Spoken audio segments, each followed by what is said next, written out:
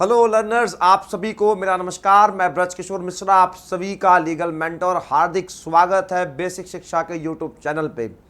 आप सभी को पता होगा कि आपके एग्जाम्स ऑलमोस्ट नज़दीक आ चुके हैं और आज की तारीख है 10, तो मान के चलते लगभग 10 दिन आपके एग्जाम में और बचे हुए हैं। अब इस 10 दिनों में देखिए, मैं आपको बहुत स्पष्ट बताऊं, मैं आपको झूठा विश्वास नहीं दूंगा। ये बात आप मान के चलें कि इस स्टेज पे आप एकदम नया पढ़ के, जैसे आपने इसके पहले कुछ ना पढ़ा हो और सोचे कि 10 दिनों में आप कुछ ऐसा कर लें, that is something next to impossible. क्यों?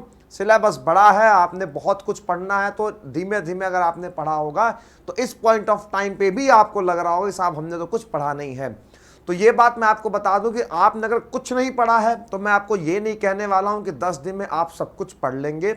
जी हाँ, दूसरी बात, जिन्होंने जो भी थोड़ा बहुत पढ़ा है, जो लगातार कोशिश कर रहे हैं, लगातार संघर्ष कर रहे हैं, कुछ पढ़ रहे हैं, कुछ भूल रहे हैं, कुछ समझ रहे हैं, डाउट आ रहा है, कंफ्यूजन लगातार बना है, उनके लिए उनके पर्सपेक्टिव से ये 10 दिन बहुत क्रूशियल हैं।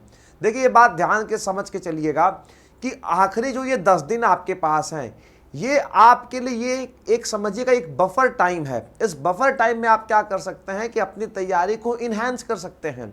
इन्हांस कैसे करेंगे?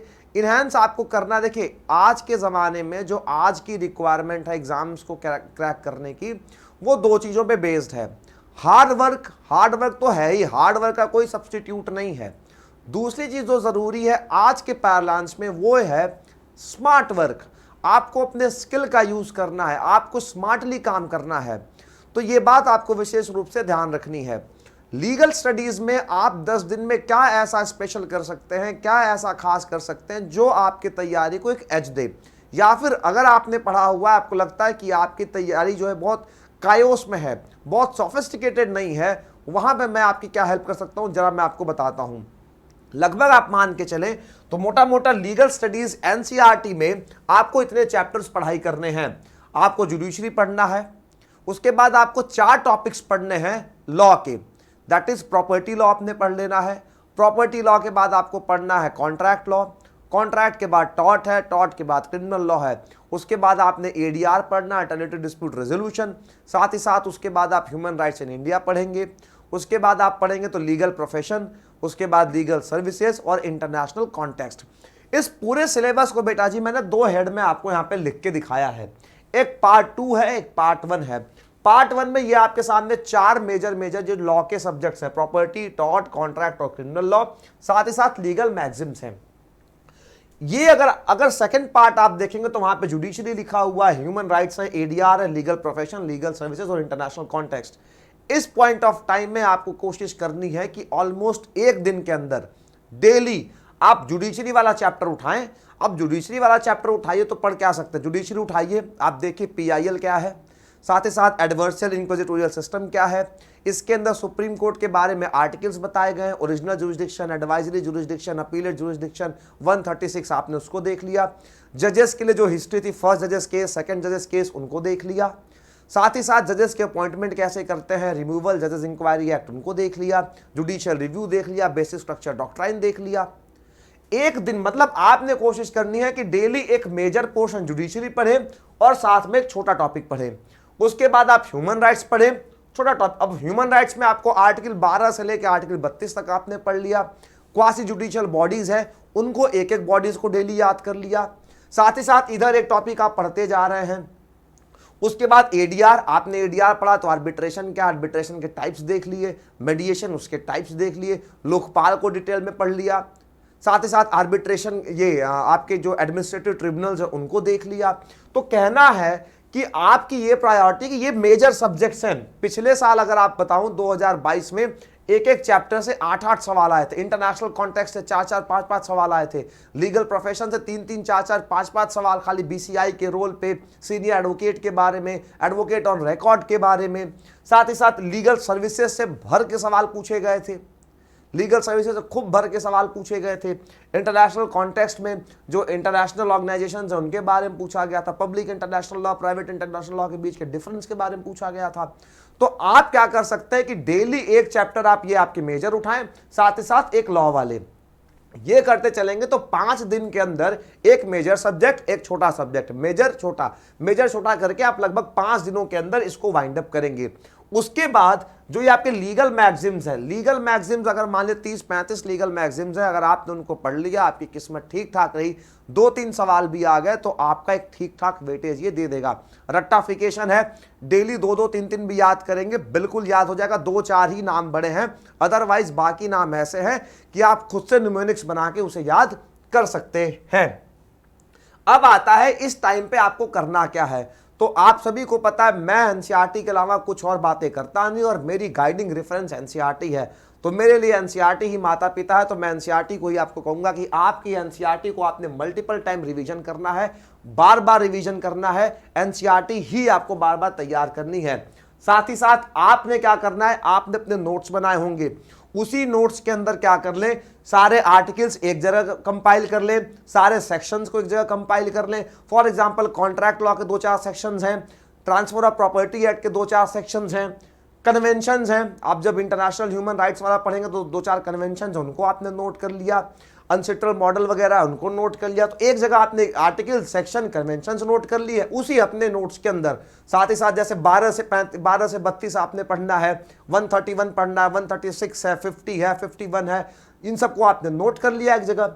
उसके बाद क्या कर सकते हैं, अगर डाउट्स तो बट जेन्युइन है, डाउट्स तो आएंगे, डाउट्स आ रहे हैं तो एक बार किताब से पढ़िए। आप जब डाउट्स खुद से खोजेंगे उसका आंसर पाएंगे तो आप जो बात उसको भूल नहीं सकते, ये अच्छी बात। नहीं तो अपने मेंटर से कम्युनिकेट करिए, आप अपने किसी टीचर से बात कर रहे हो, टीचर से बात करिए, अपने सीनियर से बात कर रहे हो, भाई बहन जिनसे पूछ सकते हो उनसे पूछिए। उसके बाद आपको क्या खास करना है, PYQs, ये इतना इंपॉर्टेंट है, समझ लीजिए कोरोना की वैक्सीन है। आप प्रीवियस क्वेश्चंस को बार बार प्रैक्टिस करिए, क्वेश्चंस को देखने के बाद पैटर्न समझिए, क्वेश्चंस कहां से बनाए जा रहे हैं। आप कहते हो ना कि सर पैराग्राफ बेस्ड क्वेश्चन कराइए, साहब पैराग्राफ बनेगा कहां से, पैराग्राफ बनेगा कंसेप्ट से, और कंसेप्ट मिलेंगे आपको एनसीईआरटी के। अगर आपके कंसेप्ट क्लियर है तो पैराग्राफ हो चाहे पूरा अखबार मैं आपको दे दूं, कंसेप्ट क्लियर, आप उस चीज को कर ले जाएंगे। विच मीन्स आपको कंसेप्ट पे काम करना है, जेनेसिस पे काम करना है, फंडामेंटल पे काम करना है, ठीक।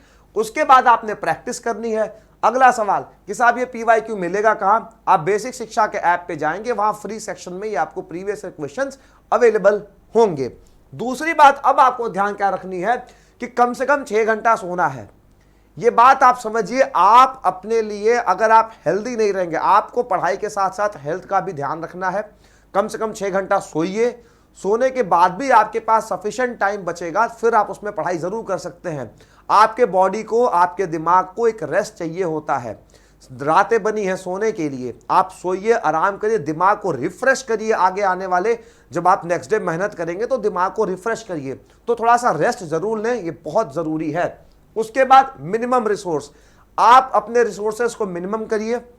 एनसीईआरटी पढ़िए, आप बेसिक शिक्षा को फॉलो करते हैं, बेसिक शिक्षा को फॉलो करिए, किसी और चैनल को फॉलो करते हैं वहां से पढ़ाई करिए, जहां से भी पढ़ाई करिए, अपने रिसोर्स को लिमिटेड रखिए। अगर अलग आप मल्टीपल सोर्सेज रखेंगे तो ऑब्वियस सी बात है डाउट होंगे ही होंगे, और सबसे दुख की बात है कि उस डाउट का कोई डेफिनेट सॉल्यूशन आपको नहीं मिलेगा। उसके बाद समझिएगा, एक बात आपको बहुत ध्यान से समझनी है, that you are the best creation of almighty God. आप भगवान की बनाई गई अपने आप में अद्भुत चीज है, बेस्ट क्रिएशन है। खुद पे भरोसा रखिए। आप जैसे ही लोग ही परीक्षा पास करते हैं, आपको घबराहट फील हो रही, बट जेन्युइन है, घबराहट होगी। जो पढ़ता है उसी को लगता है भूल रहा हूं, जिन्होंने नहीं पढ़ी है, जिन्होंने पढ़ाई नहीं, उनको इस बात से क्या फर्क पड़ता है। आपने मेहनत करी है, आपने रातों दिन पढ़ाई करी है, आपने नोट्स बनाया है, आपने सेक्रीफाइस किया है, तो आपको ही फील होगा कि साहब कुछ पढ़ा जैसा फील नहीं हो रहा है। लेकिन याद करिए, आपने मेहनत करा है, ये मेहनत दिखेगी उस दिन जिस दिन आप एग्जाम में बैठे होंगे। साथ ही साथ आपने ध्यान रखना है कि आपको क्या नहीं करना है। सबसे जरूरी बात, इसको मैंने रेड कलर से इसीलिए लिखा हुआ है, क्या नहीं करना, इधर उधर नहीं भागना है। विच मीन्स जहां से भी पढ़ाई कर रहे हैं बिल्कुल स्टिक हो जाइए। NCERT NCERT NCERT, PYQ PYQ PYQ, खुद के नोट्स, मल्टीपल रिवीजन्स, बार बार पढ़ना है, ज्यादा बातचीत नहीं करनी है, सुकून से अच्छा खाना खाना है, चैन से पढ़ाई करनी है, घर पे रह के खुद को एकदम मतलब फोकस्ड कर लेना है। साथ ही साथ इधर उधर की पीडीएफ को लेके परेशान नहीं होना है कि साहब पीडीएफ नहीं मिली, पीडीएफ नहीं, ये भी पीडीएफ डाउनलोड कर ले, ये भी पीडीएफ डाउनलोड कर ले। दुनिया भर का पीडीएफ डाउनलोड करेंगे, पढ़ेंगे कुछ नहीं, समय आपका जाएगा, सवाल इररिलेवेंट होंगे, डीमोटिवेट होंगे। ये सब चीजें नहीं करनी है।